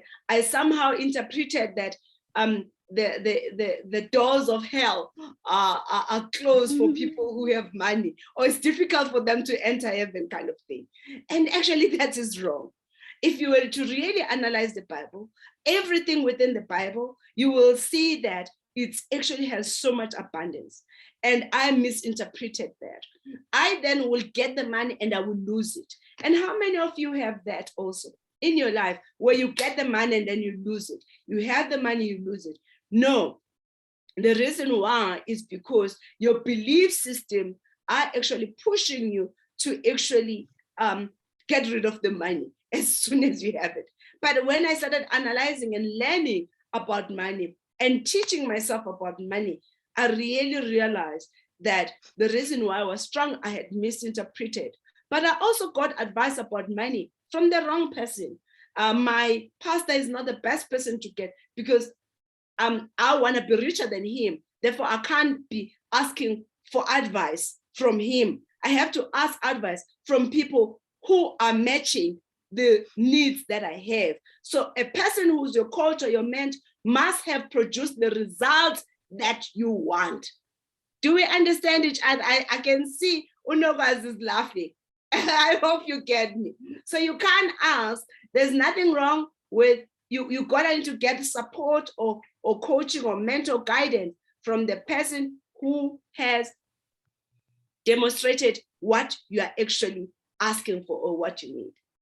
Okay, Spelele, you have a hand. Please go ahead. All right, thank you very much for two things, for setting us free. How are you feeling about that, Auntie Manda? How does that feel? It feels very good, but I want to. My question is, it's going to, it goes in line with what you are advocating right now. But I have learned through exposure, business exposure, Uguti, it's easier to hunt in packs than it is to hunt alone. Now, where I'm driving at is I fully understand that when it comes to business models, infusing business models in religion, I'm just going to be specific. Infusing a business model in religion, it emphasizes the need to hunt in packs, which is collaboration. Is it possible that while we are advocating for capitalism and demonizing it right now, which is what we should be doing so that we have more capital gains, but is it possible then also on the same breath within these 12 weeks to incorporate an ideology that heals us from the idea that I need to succeed alone? Is it possible to direct us, teach us, or foster us into a direction that says we do need to collaborate? For example, there are people here that as business people, there are some that come from common sectors. Is it possible to teach us to collaborate with those from those sectors so that we maximize our footprint in the market, whichever market we decide to venture into? That's all I just wanted to bring in. Is that possible to learn that as well? Or can you direct us to that if it is not catered for within the 12 weeks scope of learning? Thank you. Okay, Spelele, thank you so much for raising that. I really appreciate it, and I love that idea. So what I have found, okay, one, I've had partnerships that worked well. I had partnerships that didn't work so well.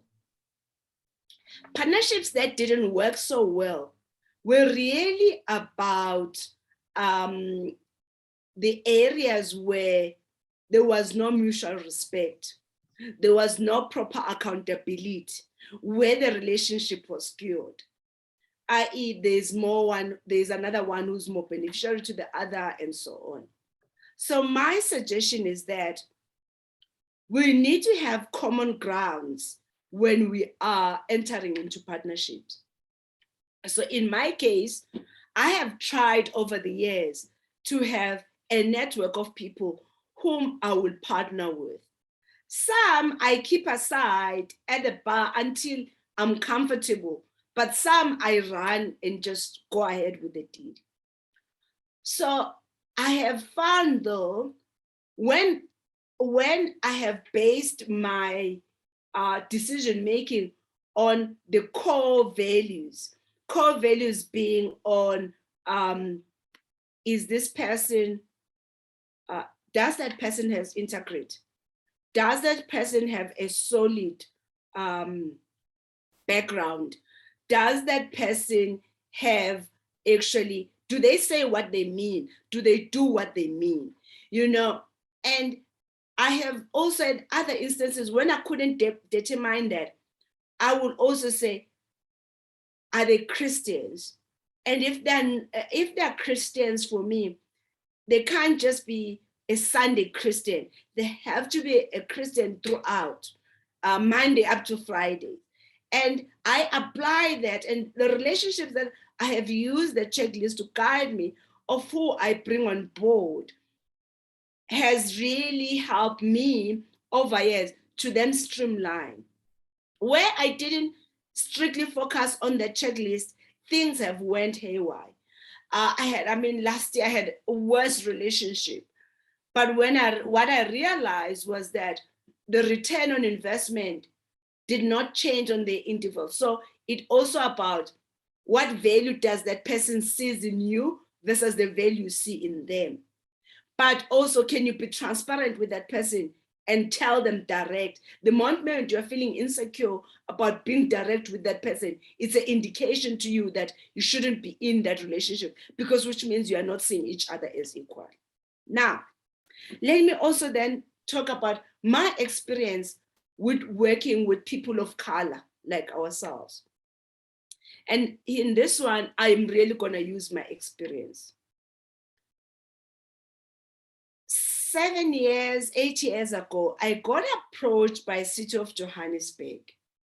City of Johannesburg had about 20 co-ops where they wanted these co-ops to do gardening, do parking, the cleaning up and planting and so on.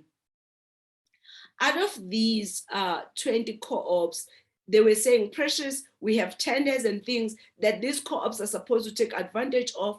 We want to understand what's the problem, because we keep on giving them the tenders and provide guidance and training, but nothing is moving.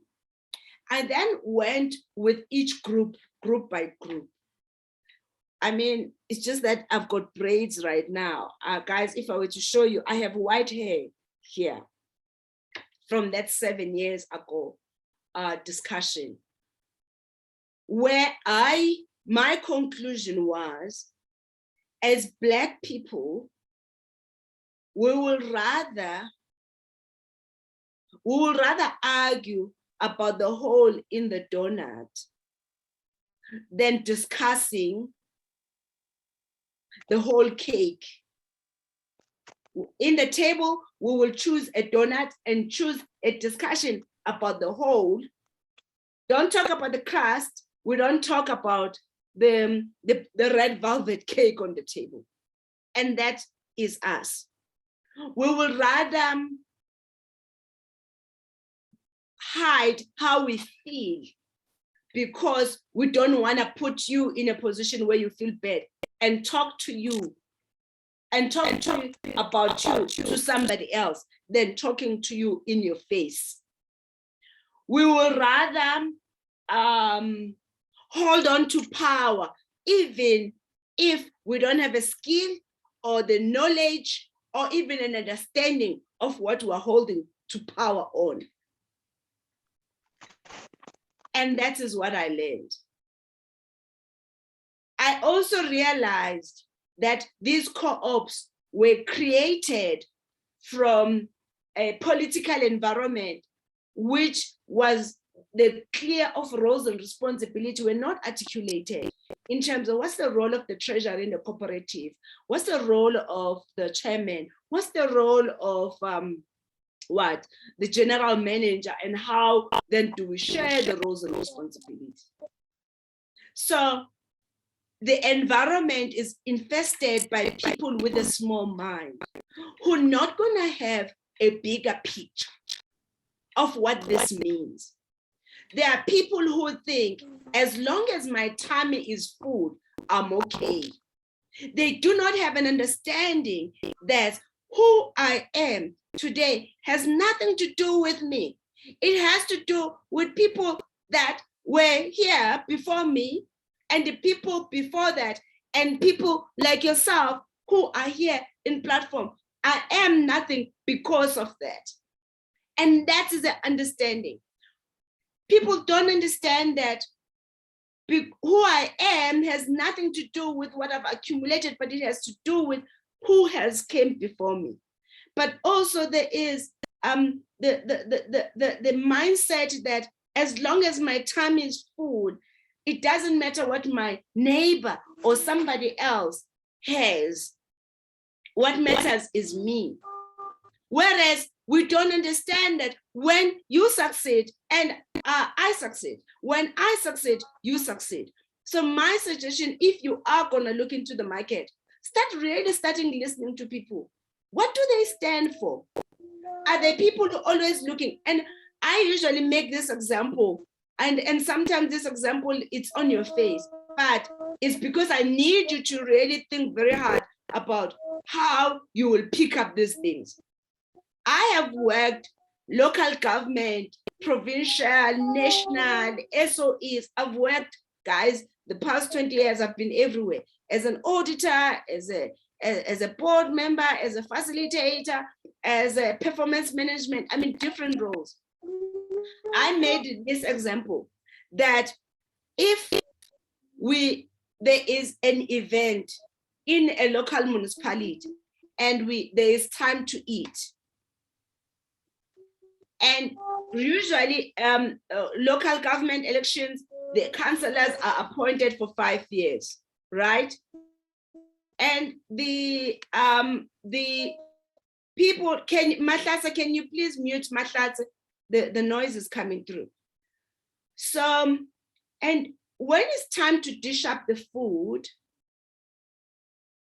you will see these councillors, they work with these people for more than 5 years. They've known each other even post before 5 years.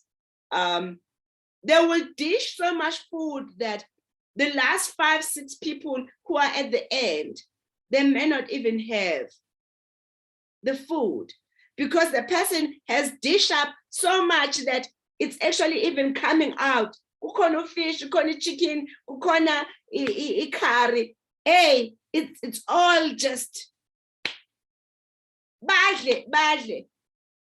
And then I am saying to you, that very same person, when they're given billions to allocate, billions to dedicate to families, how are they going to make decisions? So I am saying use that example to start really monitoring people around you.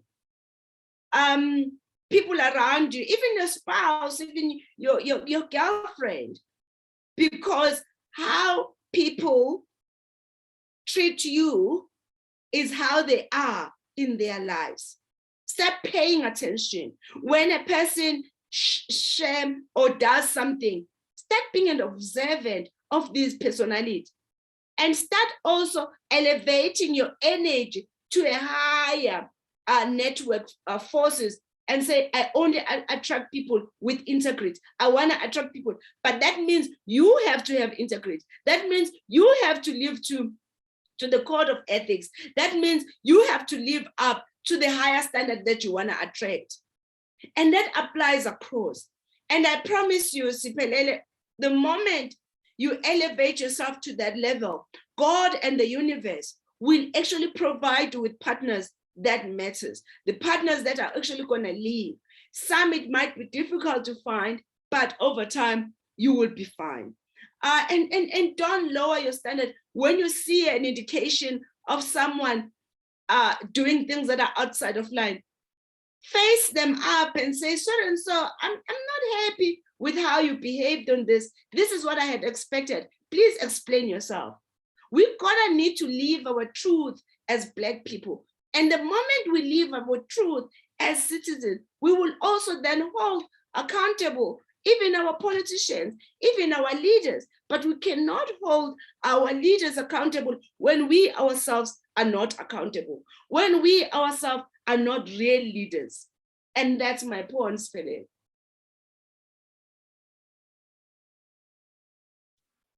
Thank you so much. I'm covered. Thank you so much. I appreciate that.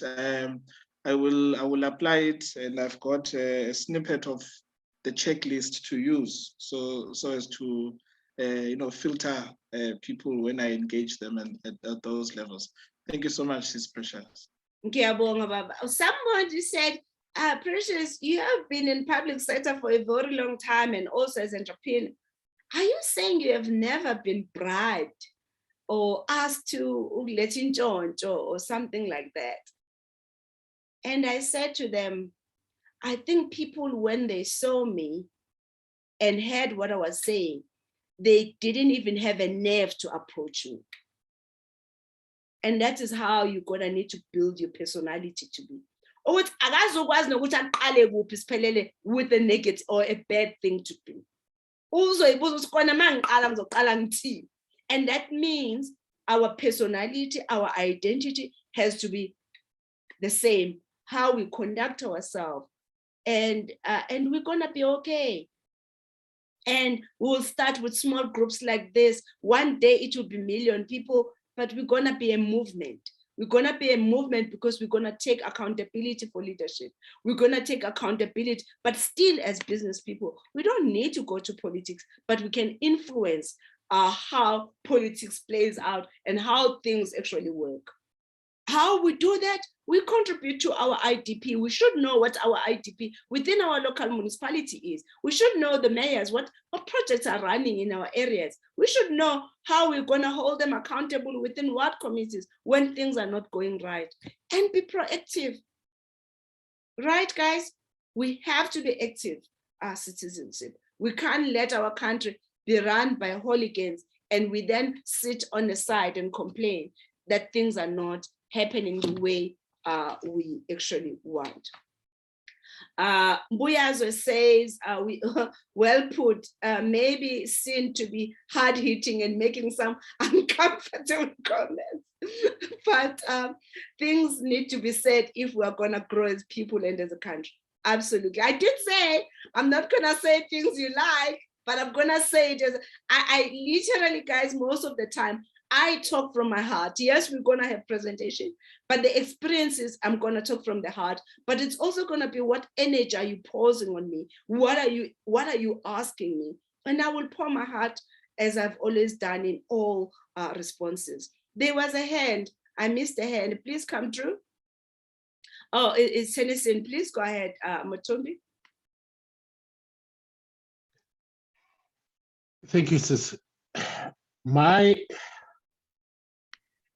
I'm trying to marry a lot of what you said and the question that Siphelele brought up in terms of both networking. But my biggest gripe as an aspiring, and I call myself aspiring because I believe I'm continuously growing and wanting to learn, as an aspiring entrepreneur, is the notion of tenderpreneur in this country, which is killing our entrepreneurs. The notion of one person getting a full plate of 200 million when and they don't provide the service. When the smaller tenants who would be happy with the 10 million, 20 million and still deliver,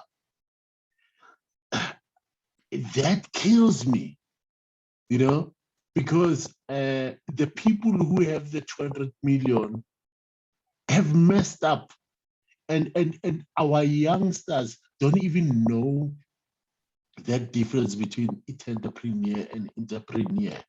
And as such, those of us who are struggling as entrepreneurs, we are seen as failures because we don't have the X5. We don't have, you know, and the entrepreneur who is not even applying any skills, any principles, uthatha abantu nje, bribe them and whatever, that person is defined as a success, That definition in our country is screwed up, and it actually makes the goal of being an entrepreneur, the success of entrepreneurs, even harder. It makes it to be so much, and our government is not supporting our entrepreneurs. Thank you. So thank you so much for that. So my suggestion is, you know, there's lots of things that are upsetting within this space. If I start with my frustration, you will not believe. When I start with my story, I think I will tell you guys when we were doing finance, and just share my experience. We're gonna need to refrain from the negativity that comes with that and focus on what can I do? What is within my control? You know, because at the end of the day, we can only do as much.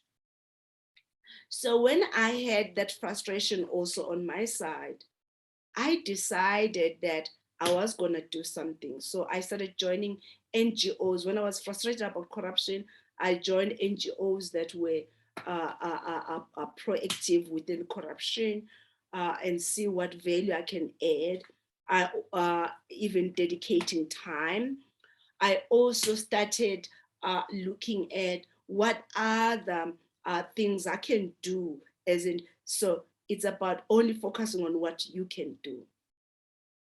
But I also think we're gonna need to define our own success and be very clear what that looks like. You see, for me, the true success is having entrepreneurs. And I get these responses. I mean, I had a client that I never met. I was in a speaking engagement, and she said, Precious, you were speaking somewhere in Mpumalanga, and in that 30, 45 minutes, you somehow shake me to the core. I had given up.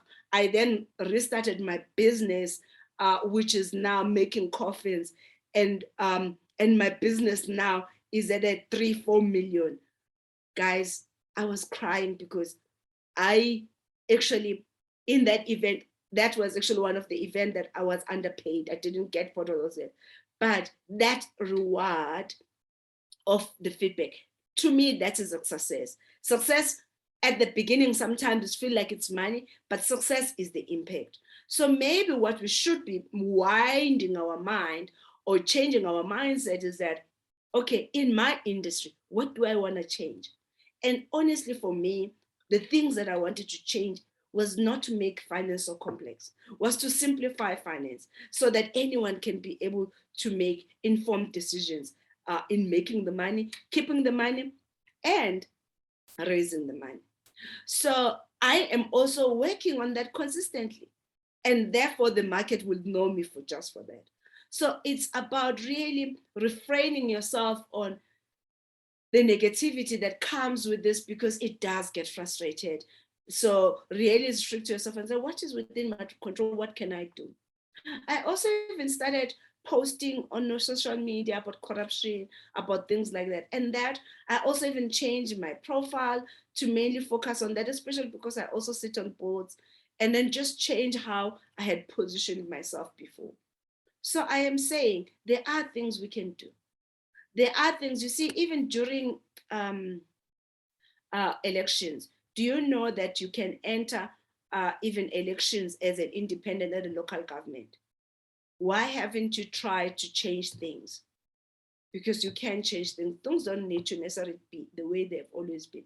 But you can also convince others to vote differently so that it balances the scale of the majority. So there is things that we can do as citizens. We just need to understand what is within our control, but also define what is our success, what the impact that we want to make in the world, and is what I'm doing on daily basis talking to that impact, and that is what should matter. I hope that is enough guidance, guys. We have overrun with time. It's so wonderful to finally have you here. I see there are no other questions. Christopher, do you have any closing remarks? Christoph? No, there's already so much said. But yes, sort of, so even after covering the essential stuff, then we still kind of 40 people in the room, sort of, so clearly a hunger for learning, and I'm looking forward to see how we get reports of growing businesses. And I mean, as you say, a piece of paper of a certificate, it's worth nothing. I often get asked for similar programs that I do. There's no certificate. There's no piece of paper. I say the certificate is your bank statement. Absolutely. So we're here to make sure that bank account changes. And we know your rule should be, I will not sleep until I've clocked in that 1 hour, because I will only change that 1 hour when my bank account changes. Yeah. And thank you so much. So looking forward to the few months together. Bye. Bye-bye, everyone.